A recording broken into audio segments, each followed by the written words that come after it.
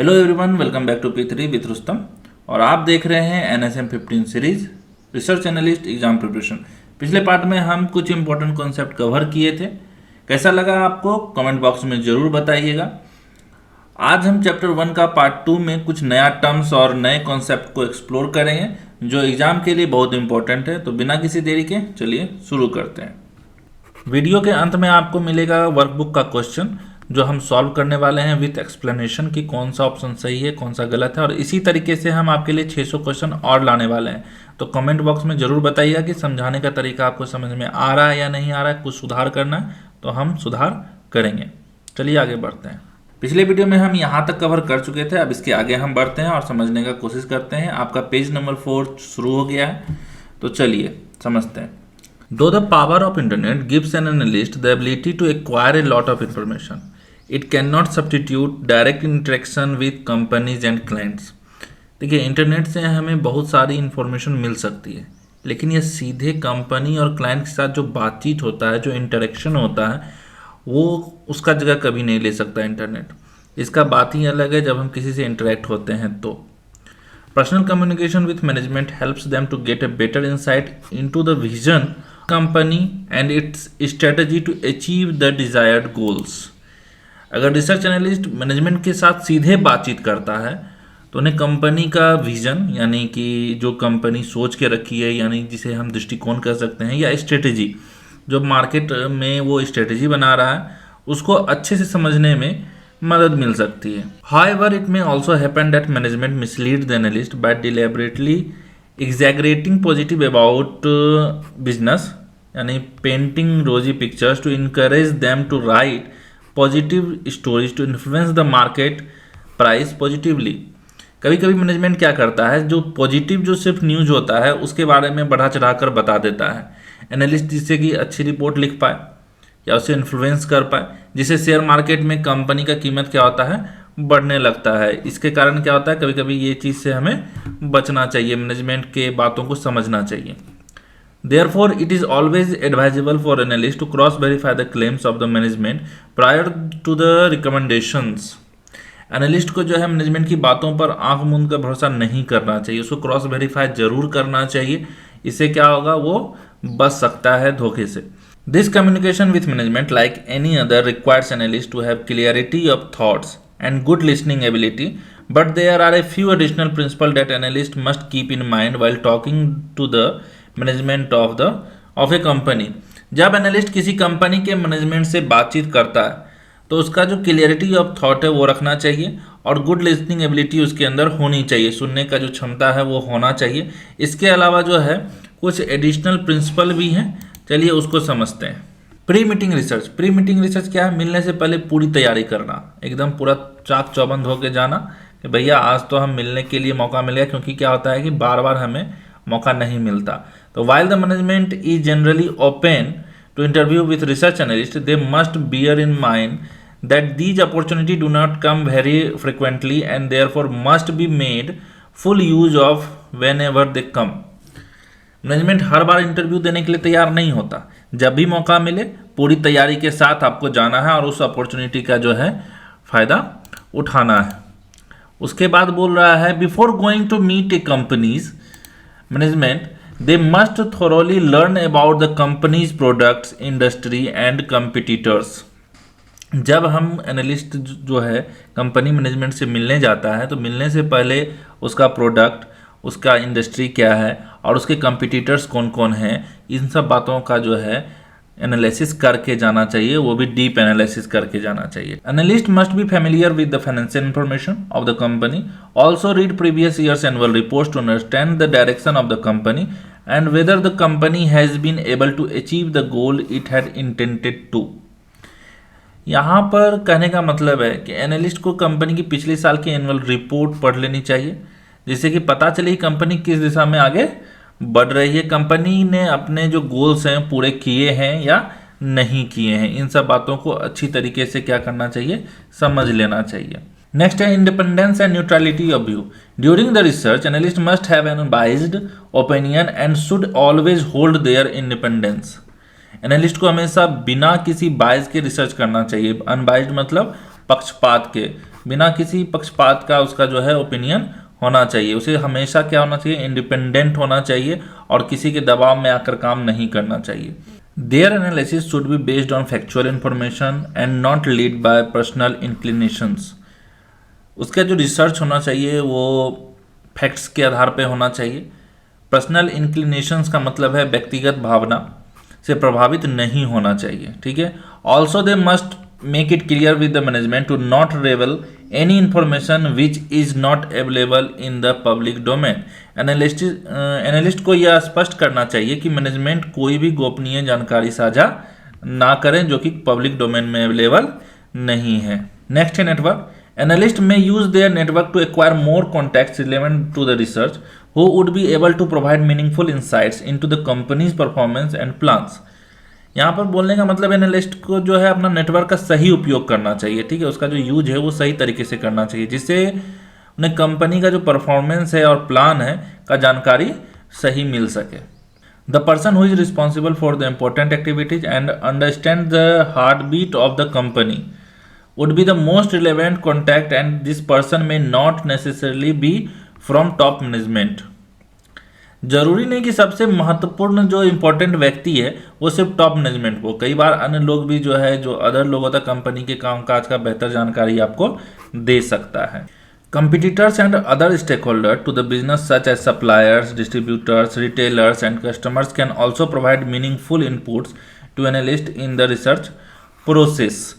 Analyst को सिर्फ company नहीं बल्कि उसके कंपिटिटर से भी बात कर लेनी चाहिए, सप्लायर्स, डिस्ट्रीब्यूटर्स, रिटेलर्स, कस्टमर्स से भी जानकारी लेनी चाहिए। Clarity of questions. As analyst start analysing a company there would be certain aspects on which they might need more clarity.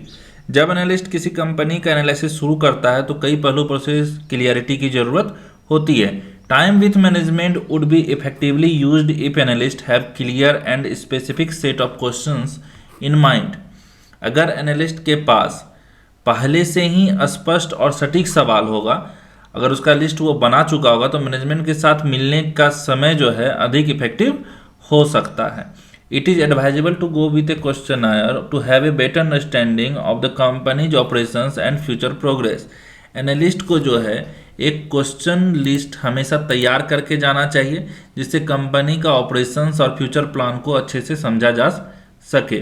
Once analyst are done with research and research report is prepared, they need to communicate their findings to the clients. जब research पूरी हो जाए और report तैयार हो जाए तो analyst को अपनी फाइंडिंग्स क्या करनी चाहिए, क्लाइंट्स तक स्पष्ट रूप से पहुंचा देनी चाहिए।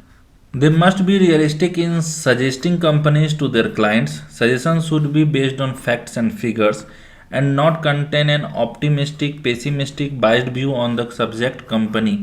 देखिए, जब आप सजेशन दे रहे हैं किसी कंपनी का तो आपको क्या करना चाहिए, फैक्ट्स एंड फिगर्स के आधार पर होना चाहिए सब कुछ, और कंपनी को लेकर आपको ना ही ऑप्टिमिस्टिक होना है, पेसिमिस्टिक होना है या बाइस्ड व्यू नहीं होना है। यानी आपका उसमें कुछ भी छुपा हुआ नहीं होना चाहिए, पूरा क्लियरिटी के साथ आपको आगे बढ़ाना है। Communication done through return research report should be simple, clear and concise. Research report को हमेशा जो है सिंपल रखना चाहिए, स्पष्ट रखना चाहिए और कंसाइज रखना चाहिए, यानी संक्षिप्त में रखना चाहिए। If there is any conflict of interest, research analyst hold shares of the subject company, such information should be disclose beforehand. अगर कोई कंफ्लिक्ट ऑफ इंटरेस्ट है, यानी रिसर्च एनालिस्ट पहले से उस कंपनी का जो है शेयर होल्ड करके बैठा हुआ है, तो उसे डिस्क्लोज कर देना चाहिए, स्पष्ट रूप से बता देना चाहिए कि हाँ हम उस कंपनी का शेयर रखे हुए हैं। Assumptions if any must be clearly stated in the research report. कोई भी ऐसा एजम्पशन आप लगाए हैं तो वो भी वहाँ पर आप दर्शा दीजिए कि हाँ ऐसा ऐसा बात है। Abbreviation jargons should either be avoided और explain clearly in simple word. कोशिश कीजिए कि वो एकदम सिंपल वर्ड में हो, जिससे कि क्लाइंट को समझ में आ जाए, क्योंकि सभी क्लाइंट्स आपका पढ़ा लिखा हो जरूरी नहीं है।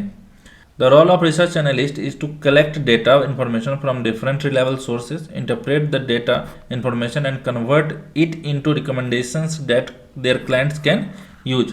Research analyst का मेन काम क्या है, डाटा कलेक्ट करना, उसके बाद उसे इंटरप्रेट करना और उसे कन्वर्ट करना किसमें, रिकमेंडेशंस में, और जिससे कि क्लाइंट उसका यूज कर सके। While doing so, it is expected that research analysts would perform their role with utmost sincerity, honesty, and ethics without any bias, following all the rules and regulations as specified by SEBI both in words and spirit।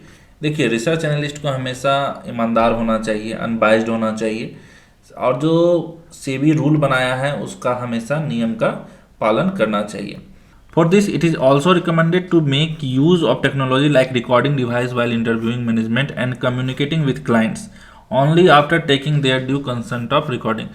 अगर आप technology का उपयोग करते हैं, जैसे कि recording शुरू करते हैं, लेकिन उससे पहले आपको उसका जो है जानकारी उसे दे देना चाहिए कि हाँ, हम यहाँ पर रिकॉर्डिंग शुरू करना चाहते हैं, यानी आपको टेक्नोलॉजी का भी यूज करना चाहिए।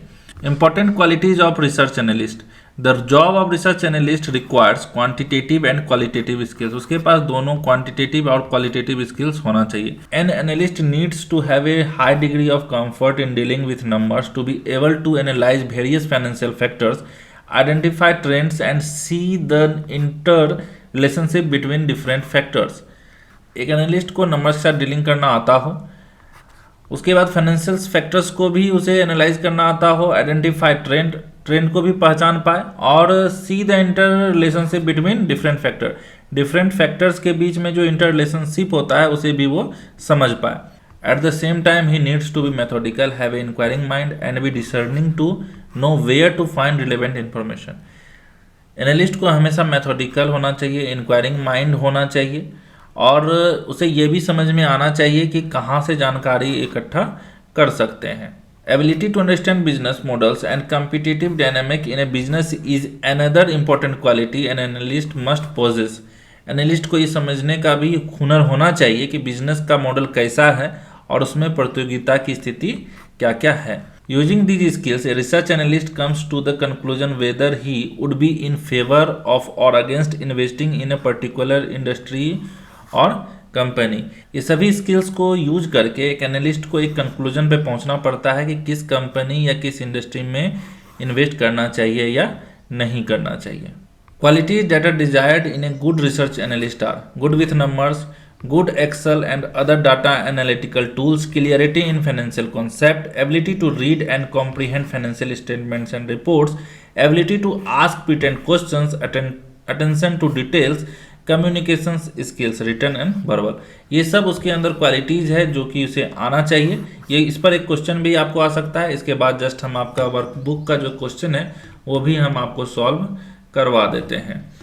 चलिए पहला क्वेश्चन से शुरू करते हैं। What is the role of research analyst? एक रिसर्च एनालिस्ट का रोल क्या होता है? Research analyst are only involved in the analysis of data. वो सिर्फ डाटा एनालिसिस में इन्वॉल्व होता है। Only involved in collection of the data, सिर्फ डाटा कलेक्शन में इन्वॉल्व होता है। Help their clients take informed decisions, अपने क्लाइंट्स को इन्फॉर्म डिसीजन लेने में मदद करता है।